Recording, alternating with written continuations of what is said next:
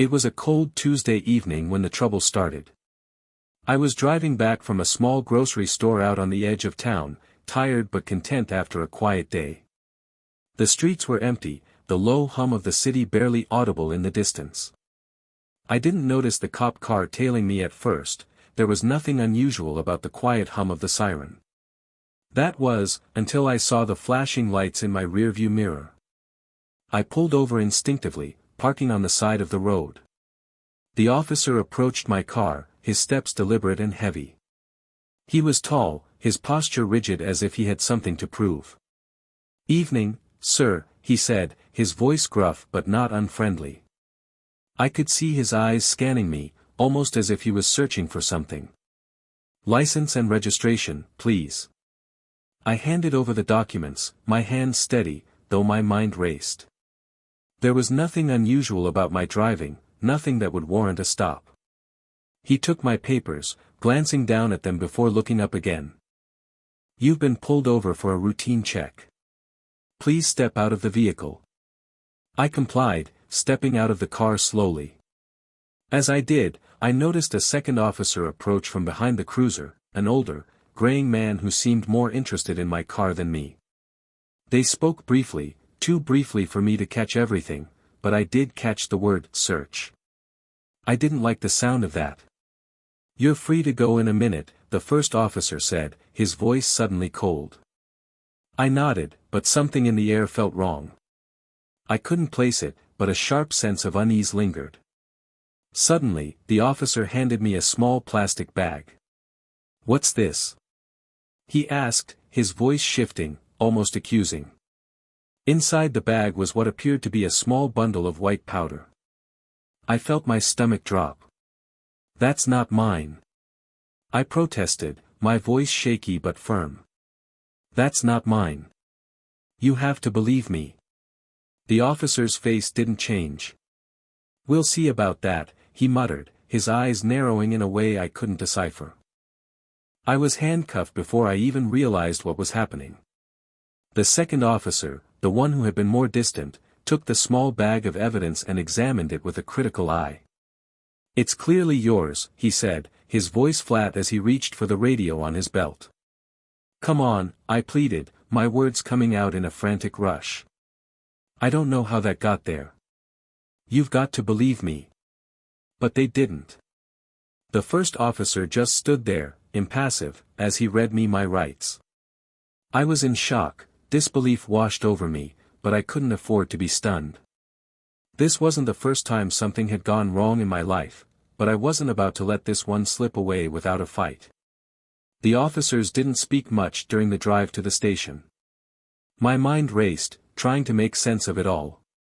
What did they want with me? What was their game here? There had to be a mistake, but it didn't feel like one. It felt deliberate, calculated. I knew the system well enough to understand that getting framed wasn't just about being caught up in a wrong place at the wrong time, it was about control. The kind of control they didn't think I could escape. Once inside the holding cell, I was left alone with my thoughts. The officers outside didn't seem interested in my protests. I could hear them talking in low voices, discussing something, but I couldn't make out the words. The only thing that was certain was that I was being set up. I spent the next several hours stewing in confusion and dread. I kept telling myself that I would get out of this somehow, but the longer I stayed in that cold, sterile cell, the harder it was to stay hopeful.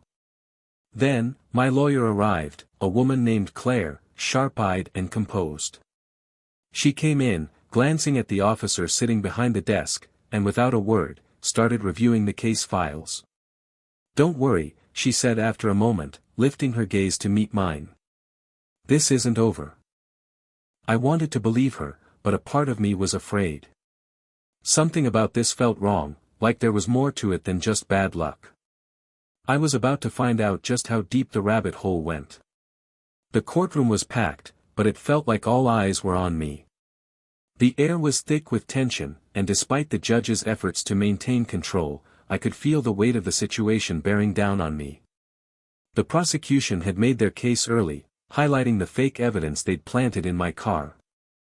The small bag of white powder they had found was labeled as evidence of illegal drug possession, and they were painting a picture of me as a criminal. Claire, my lawyer, stood beside me, flipping through the evidence in her file. I could tell she wasn't buying what they were selling, but her expression was unreadable. She was sharp, a seasoned professional. I trusted her. The prosecutor, a smug man with slick back hair and an unearned confidence, paced in front of the jury. Ladies and gentlemen, the evidence here is clear. This man was in possession of illegal substances, and his actions tonight show just what kind of individual we're dealing with. His gaze briefly flicked to me, but I didn't flinch. I wouldn't give him the satisfaction. I could feel the walls of the courtroom closing in. Every breath felt heavier, like the space was shrinking. I tried to hold it together, but my nerves were shot. I had to focus. Claire believed in me, and I had to trust that she knew how to dismantle their lies. After the prosecution had finished, Claire stood. She didn't rush, there was a calmness to her movements that immediately drew the attention of the room. She walked to the podium, her heels clicking sharply against the floor, and turned to face the judge, then the jury. Your Honor, esteemed members of the jury, she began, her voice steady and firm, the evidence presented against my client is nothing more than a fabrication. A cruel attempt to tarnish an innocent man's life. She paused, letting her words sink in. The so-called drugs found in Mr. Thompson's car were planted there, she continued, her eyes never leaving the jury's faces. We've already submitted a request for fingerprint analysis, which should reveal that my client's prints do not match the bag or the contents. In fact, we have reason to believe that the officer who conducted the search may have had ulterior motives for doing so. A murmur rippled through the room, and I felt a flicker of hope. The prosecutor shot Claire a look of disbelief, but she didn't flinch. As for the officer in question, we have reason to believe he has a history of questionable conduct, including previous complaints of misconduct. This is not just a random mistake. This is an act of deliberate injustice. I could feel the eyes of the jury on me, the weight of their scrutiny heavy on my chest. But Claire was right. I wasn't going to let this go. Not now. The prosecutor seemed shaken, but he quickly regained his composure. Objection, Your Honor, he interjected. There is no evidence of any such misconduct. These are just baseless claims. The judge, a stern woman with glasses perched on her nose, looked at both of us. Sustained. But Ms. Franklin, I would appreciate it if your arguments are grounded in factual evidence. Claire nodded calmly, unperturbed by the interruption. Of course, Your Honor. She turned back to the jury. We have yet to hear any convincing reason why my client's life should be ruined by fabricated charges. The evidence will speak for itself. And we will prove that Mr. Thompson is innocent. The room fell into silence, and I finally allowed myself to take a deep breath. This was just the beginning. But for the first time, it felt like the tide was starting to turn. The courtroom felt like it was holding its breath as Claire's words hung in the air. The tension was palpable, and I couldn't shake the feeling that this was the turning point. The jury was listening, but so was everyone else in the room, the judge, the prosecutor, the officers who had set me up. They all had their eyes on Claire, waiting for her next move. The judge gave a subtle nod to the bailiff, who began calling for a short recess. It was a break we desperately needed, but the weight of the moment left me unsettled. I could feel the sweat on my palms as Claire leaned over to whisper to me. This is our chance, she said, her voice low but urgent. I've got a plan, but I need you to trust me. You've been through the worst of it, but now it's time to fight back with everything we've got. I nodded, trying to steady my breath. I'd never imagined being in a situation like this. I was just an ordinary man, no criminal history, no reason for any of this to happen. But I could see now that this wasn't about me at all. It was about something much bigger. The courtroom buzzed with hushed voices as we returned from the recess, and the atmosphere had shifted. Claire stood again, and this time, she walked to the center of the room, her calm composure even more commanding than before. "I'd like to present new evidence, Your Honor," she said, her voice steady but tinged with authority. The judge raised an eyebrow. "This is unusual, Miss Franklin. What kind of evidence?" Claire didn't hesitate. "We've managed to obtain the body cam footage from the officers involved in my client's arrest. It was conveniently not included in the evidence package provided by the prosecution, but it shows a very different picture than the one they've painted."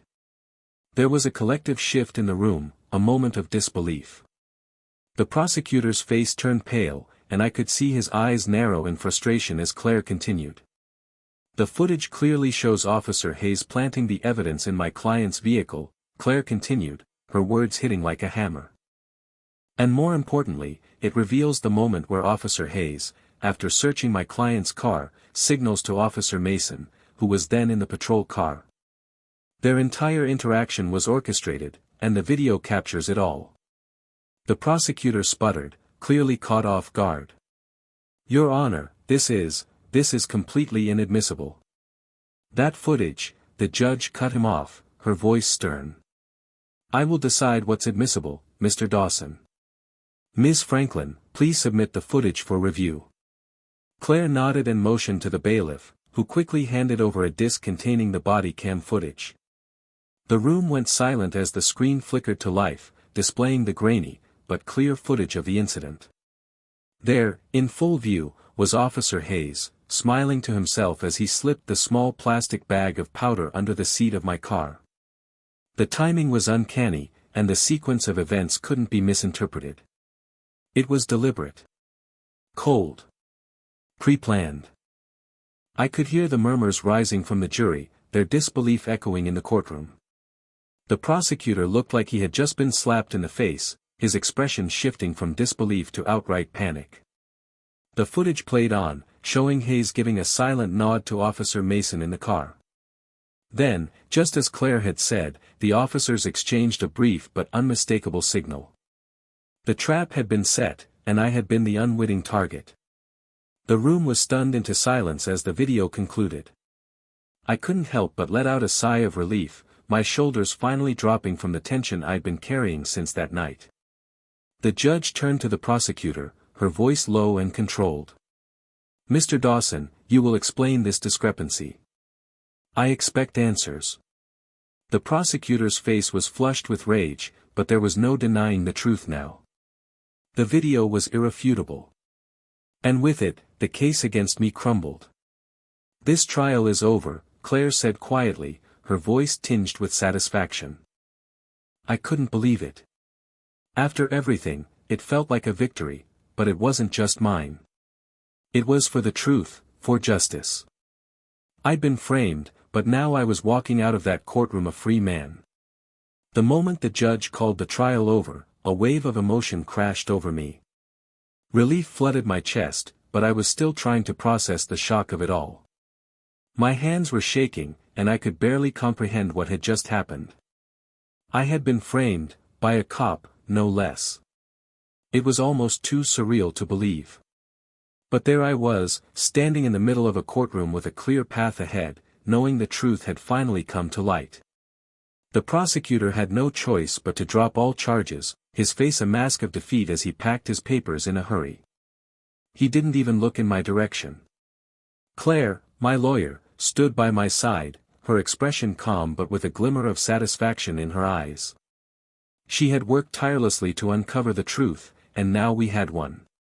She had turned the tables on them. "You did good," she said, a small, approving smile crossing her face. "I knew you weren't the type to get caught up in something like this.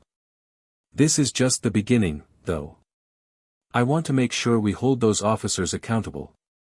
I nodded, still processing the gravity of everything that had unfolded. It was hard to wrap my mind around the fact that someone had deliberately tried to ruin my life. But the battle wasn't over, not yet. As I walked out of the courtroom, I noticed a few reporters gathered outside. They must have heard the verdict and rushed to catch the story. A camera flashed in my face as a reporter approached, microphone in hand. "Mr. Thompson. How does it feel to be exonerated after everything that's happened? What's next for you? I hadn't prepared for any of this. I hadn't even thought about what I would say. But I knew that I couldn't let this moment slip by. My voice was steady as I answered, each word reflecting the weight of the truth. It feels like a weight has been lifted off my shoulders, I said. But this isn't just about me. It's about the system. There are people out there who think they can just destroy someone's life and get away with it. They need to be held accountable, and I won't stop until they are. The reporter nodded, sensing the sincerity in my voice. Do you have plans to take legal action against the officers involved? Claire stepped up beside me, her presence firm and resolute. We are already in the process of filing a civil suit. No one should ever be subjected to something like this. We're not done yet. The reporters nodded, scribbling down notes as I walked away from the scene, still feeling the weight of the entire ordeal pressing on my chest. But this time, it felt different. The truth had come out, and now there would be consequences. As I got into Claire's car, I turned to her, my mind still racing. Do you think this is really over? She looked at me with a determined expression, her grip firm on the wheel. This is just the start. They're going to have to answer for what they did. But right now, you can breathe. You've been through hell, but you're free. I couldn't help but exhale, finally allowing myself to relax. The fight wasn't over, but for the first time in weeks, I felt like I could finally move forward. That night, as I lay in bed, the memories of the trial replayed in my mind. I'd been wronged, but justice had found its way through the cracks. The weight of fear and anger was still there, but there was something new now, something better, hope. Hope that no matter how dark things seemed, the truth could still cut through the lies. And it would, as long as people like Claire, and people like me, fought for it. A few weeks had passed since the trial, and I was still processing everything. The city felt quieter, somehow, even though the world around me hadn't stopped spinning. My name had been cleared, and the media had gotten their story. But it wasn't just the story they were interested in, it was the aftermath. The story was unfolding in ways I hadn't expected. The civil suit was underway. Claire had been relentless in holding the officers accountable, and now the real fight was beginning. The officers who had framed me, Officer Hayes and Officer Mason, were now facing internal investigations, and there was no way they were going to get away with what they'd done. Claire had arranged a meeting with the police department's internal affairs office, a small but crucial step. The pressure was mounting on them. The public outrage over what had happened was growing, and we had evidence, not just the body cam footage, but a history of complaints against Officer Hayes. He had been under scrutiny before for similar issues, but nothing had ever stuck. That was about to change. I sat in the waiting room of the Internal Affairs office, feeling like a stranger in the very system that was supposed to protect me. There was a surreal quality to everything now. These rooms, these halls, were familiar in a way that made me uneasy. I could feel the weight of the walls around me closing in, but I didn't let it show. I wasn't the same man who'd walked into that courtroom months ago. I had the truth on my side, and with that came a certain kind of power. Claire emerged from the meeting room, her expression tight but purposeful. She walked over to me, her heels clicking on the tile floor. "They're not happy," she said, her voice low. "But they know we have them cornered now. Hayes is already sweating. We have a witness who's willing to come forward, someone who's seen similar behavior from him in the past." I felt a rush of vindication, mixed with a quiet simmering anger. This wasn't just about me anymore. It was about exposing a broken system. It was about making sure that no one else would have to go through what I had. This wasn't about revenge, it was about justice. Later that week, I received a call from Claire. "We're making progress," she said, her tone cautiously optimistic. "The police department has agreed to a settlement offer.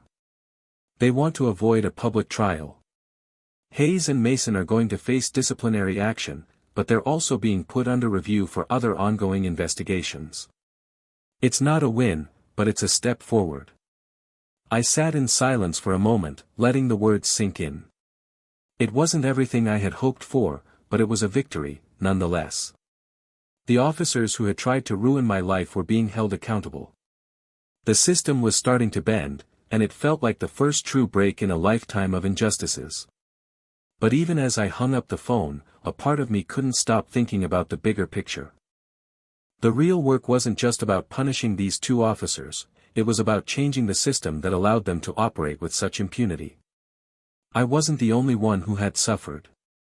There were countless others, just as innocent, just as vulnerable, whose voices had been silenced by the same kind of corruption.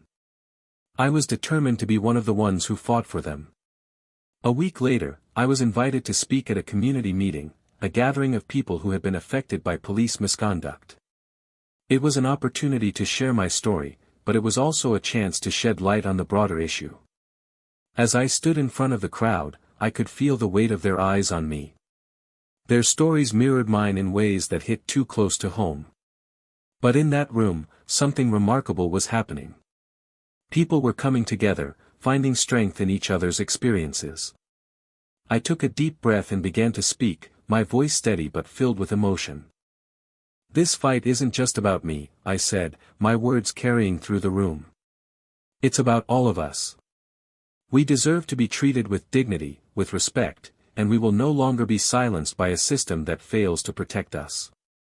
We are the ones who can make the change.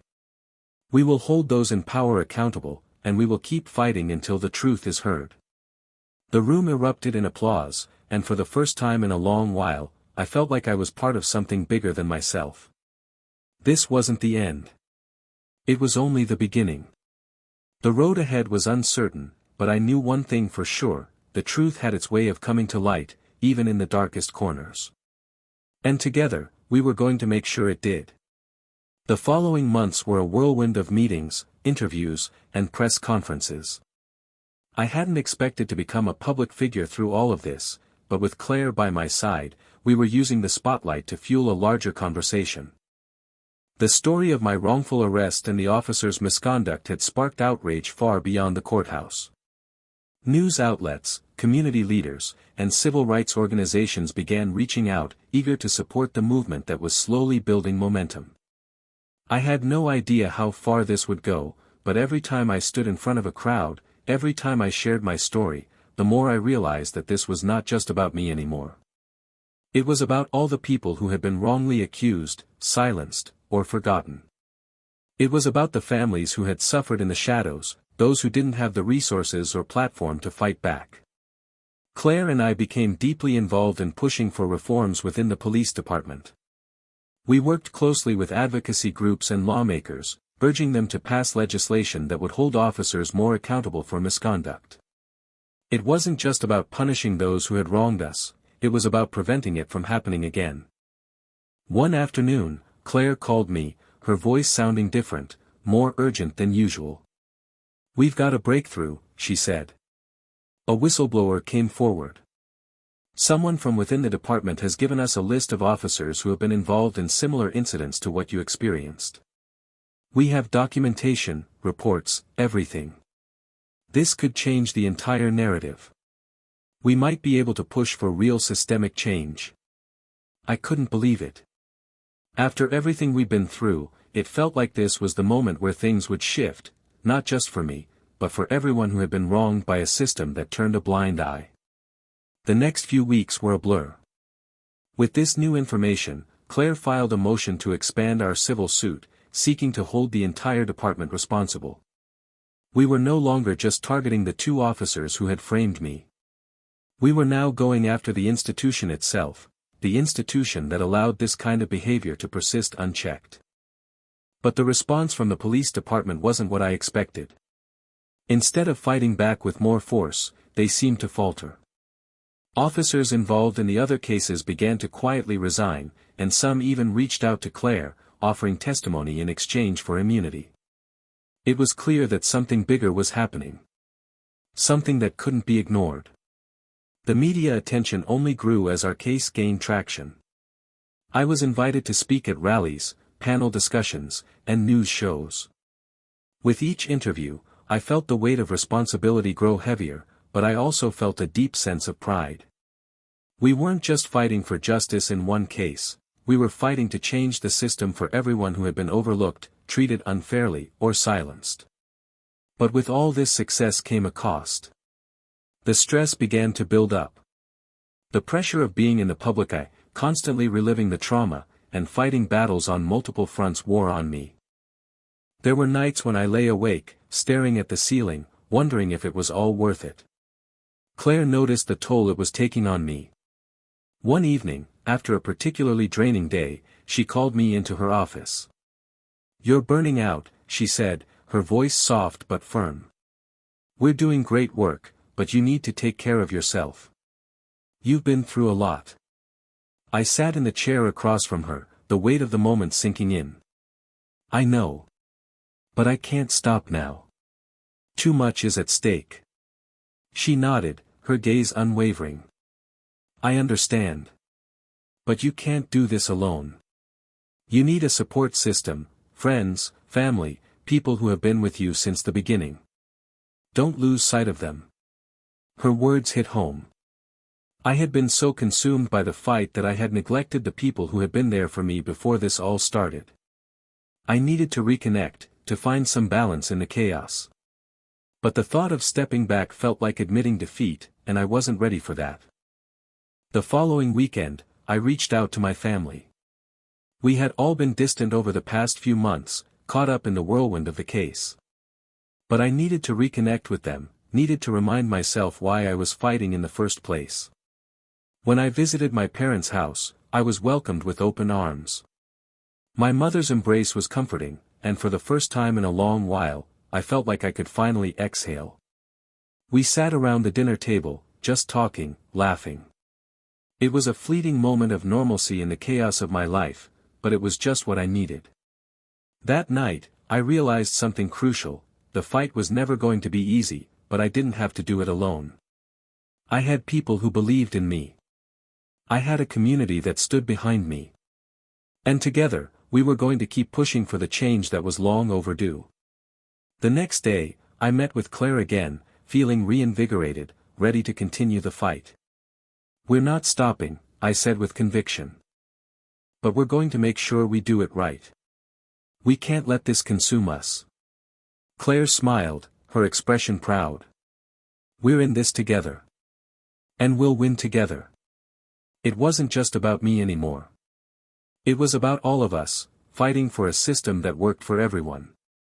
And no matter how long it took, I knew we would keep pushing until we saw real change.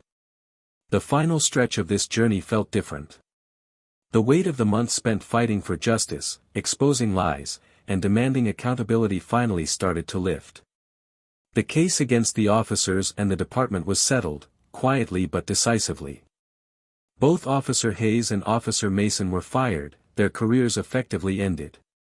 Other officers with ties to similar misconduct were removed or reassigned, and internal policies were overhauled. It wasn't perfect, but it was progress. Real progress. I stood before the press one final time, the cameras flashing around me as the reporters eagerly waited for my statement. The tension in the air was palpable, but this time, there was no fear in me. There was only a sense of closure, of purpose fulfilled. "The journey to this moment hasn't been easy," I began, my voice steady, strong. "But what we've achieved today is a victory not just for me, but for every single person who has been wronged by a system that was meant to protect them. This wasn't about getting even.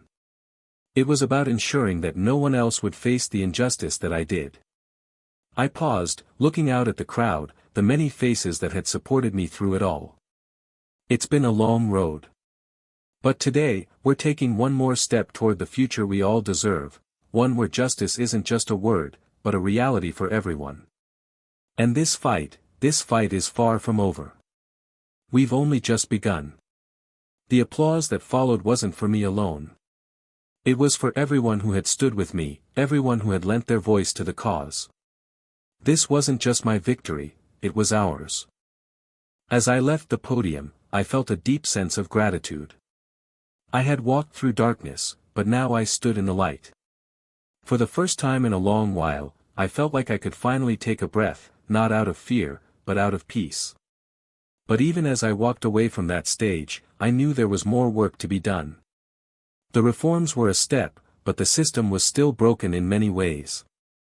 The fight for true justice, for true equality, wasn't something that could be won with one case, one victory. It would take years, decades, and countless voices rising up to demand what was right. And I was ready to be a part of that movement for as long as it took. The next day, Claire and I met in her office, reviewing the final paperwork for the settlement. There was no celebration this time, just a quiet acknowledgement that we had done what we set out to do. "You did it," she said, leaning back in her chair, eyes focused on the documents in front of her. "You changed everything." I smiled, feeling the weight of her words settle deep inside me. "No, we did it. We changed everything. Together." As the years passed, the case became a landmark moment in the movement for police reform. People still talked about it in hushed tones in certain circles, the case that had broken open the culture of misconduct and forced change. But for me, it was more than that. It was a reminder that no matter how small you feel, no matter how hopeless things might seem, the truth is always worth fighting for. And I would continue fighting for it, for the rest of my life. In the end, this wasn't just about my freedom, it was about the freedom of everyone who had ever been wrongly accused, mistreated, or overlooked. It was about creating a world where justice didn't just apply to some, but to all. And that would always be worth fighting for. The victory was sweet, but the real work had just begun. And I was ready for whatever came next.